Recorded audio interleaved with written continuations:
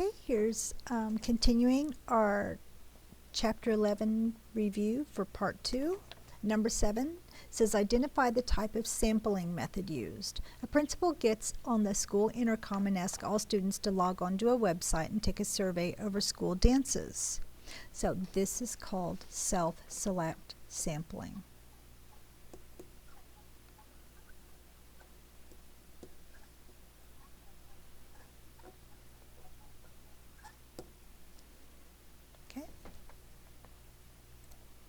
Our next question, number 8, says state the bias in the following question. Don't you like summer better than winter? Well, when you're forcing somebody to say yes or no, you are leading. This is a leading question. So this is a leading bias. You are leading your question by saying, don't you like?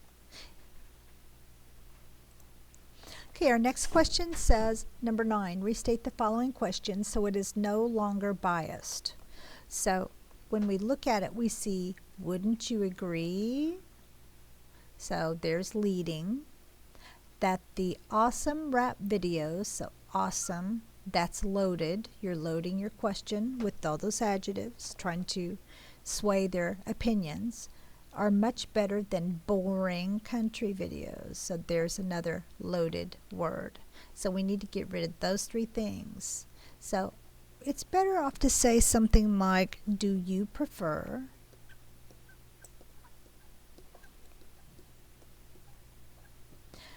rap videos or country videos? Or how about this? Let's combine that. Do you prefer rap or country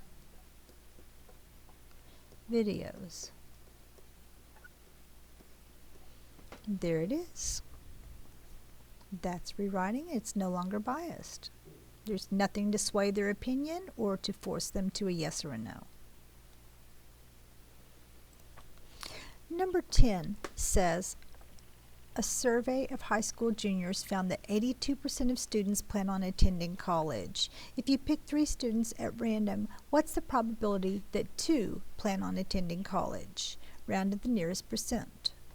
So that means we're rounding to a whole number, like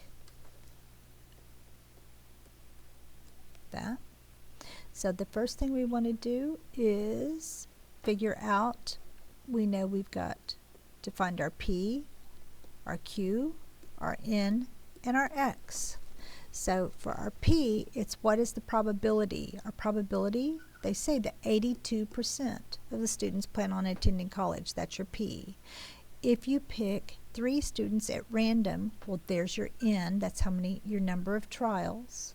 So we've got P, we've got N. What is the probability that 2? Well, there's your X. That 2 plan on attending college, round to the nearest percent. So the only thing left to calculate is our Q. And we get the Q, that's our fail rate. Well, probability is like the pass rate. Q is the fail rate. So if you take our pass rate, 82% from 100, we get 18. So our Q is equal to 18%, or 0.18. So now we've got all of those. Now we're going to plug them into our formula. So we know that P of X is equal to NCX times P to the X power times Q to the N minus X power. So when we plug these numbers in, we'll get our answer. So P of 2 is equal to 3C2 times 0.82 to the X power, which is 2, times my Q, which is 0.18 to the 3 minus 2.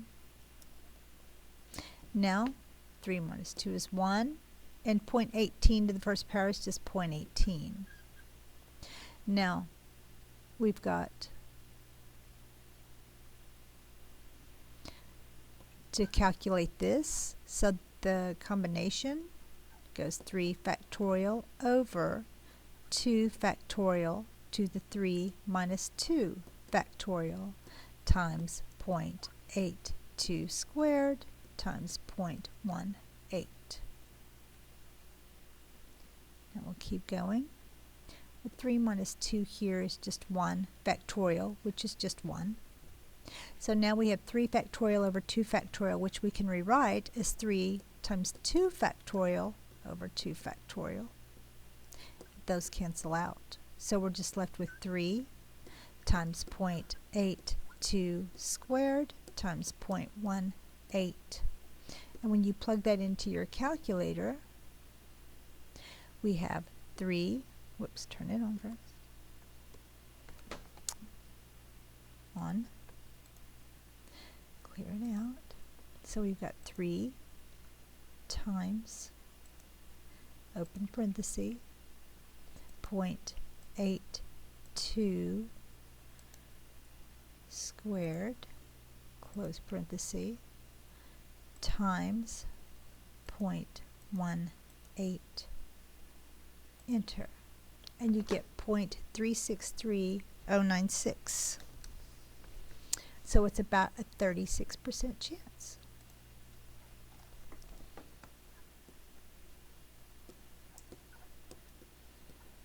And that's your answer. Number 11 says the bar graph shows rents paid per month for apartments in an urban neighborhood. The curve shows that the rents are normally distributed.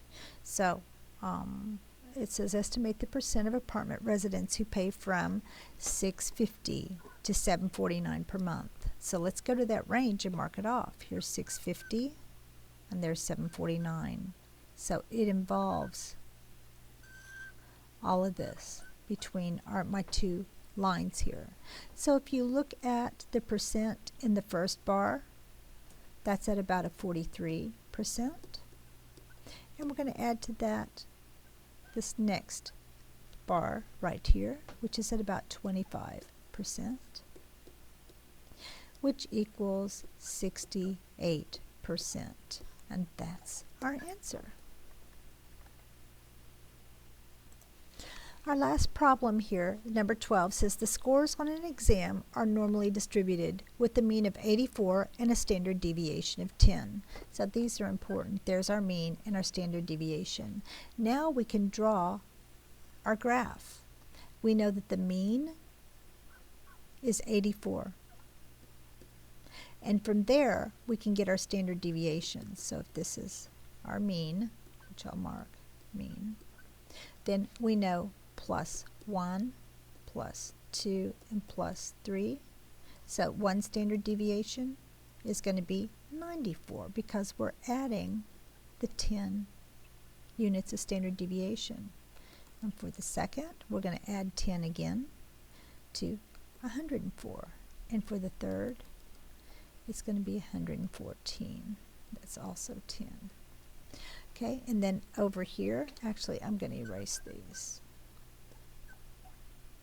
Just know that every unit, it's adding the standard deviation. Now we're going to subtract 1, subtract 2, and subtract 3 standard deviations. So this one is going to be 74, 64, and 54. Now we know that we can draw our curve.